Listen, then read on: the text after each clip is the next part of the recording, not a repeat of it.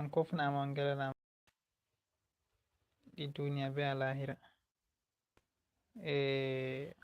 Momoɗon mbiyetero Abdulkadiri on wardi be en fuɗɗi waɗugo live video ha chaîne meɗen je Fasaha TV hande, mana video direct and direct.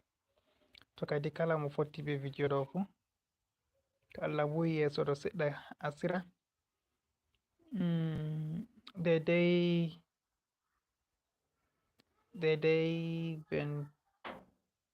21h jemma 21h à 21h30 en waɗan live video. Kala marɗo haaje ƴamol muɗum fu o wona wakkati an oɗo connecti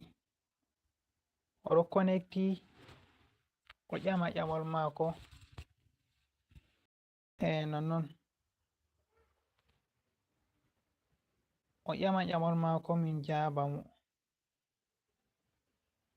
daidai 23h ɗo ni ha boɗum aɗo connecti min fuɗɗan video and direct.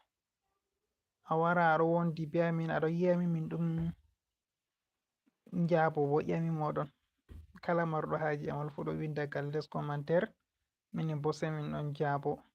Nda ba jotta wala goɗɗo tawon ha live majum, ɗum min man tan kadi bade mi partage on live man ha chaîne. Ta fotti be video live man ɗo ni a lara ɓiɗana live majum bo like. Ta lati a abona chaîne je Fasaha TV a habda abona, ta aboni a hosa partage na sobiraɓe maɗa heɓa kamɓe ɓe nafitoro be majum inchallah. Masalam, sai to mi laari on daidai